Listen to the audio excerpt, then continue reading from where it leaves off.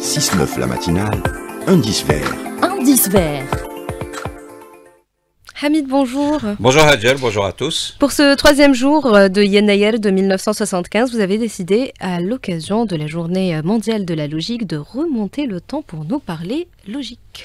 Oui, après la Première Guerre mondiale, le génie militaire français décide la construction de fortifications enterrées. Et c'est ainsi que le 14 janvier 1930, André Maginot fait voter une loi en vue de construire une ligne fortifiée sur les frontières orientale de la France. Cette ligne, longue de 140 km, a nécessité la mise en place d'un méga chantier avec 20 000 ouvriers qui ont creusé des tunnels, des casernes souterraines pouvant abriter plusieurs dizaines de milliers de soldats et la mise en batterie de pièces d'artillerie. Objectif, assurer une défense durable du territoire français.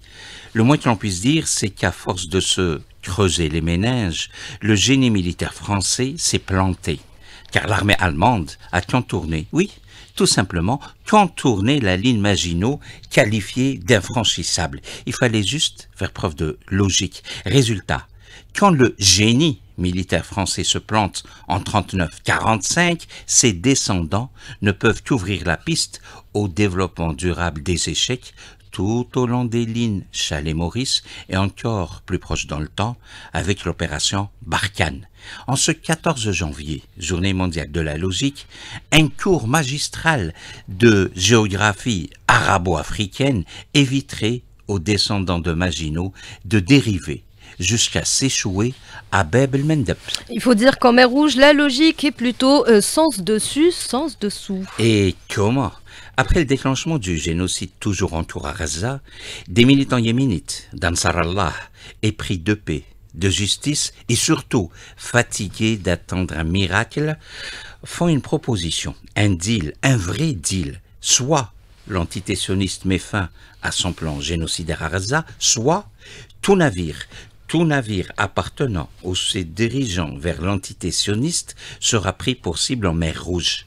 Un deal logiquement humain ou humainement logique. En attendant la suite des événements et quelques navires coulés en mer Rouge, retour en Méditerranée. À Marseille, précisément, avec une histoire pour le moins bizarre.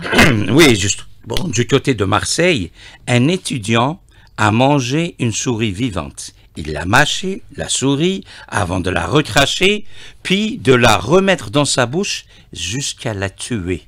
Et là, une précision s'impose. L'étudiant n'est pas originaire d'Afrique ou du Yémen, mais un Français de souche. Lucas, c'est son prénom, et étudiant en deuxième année de classe préparatoire scientifique. Il a été condamné à une amende. Voilà, quand on n'arrive pas à boucler une loi budgétaire, quand on n'arrive pas à assimiler le droit lié aux OQTF, il ne reste plus qu'à avaler une couleuvre.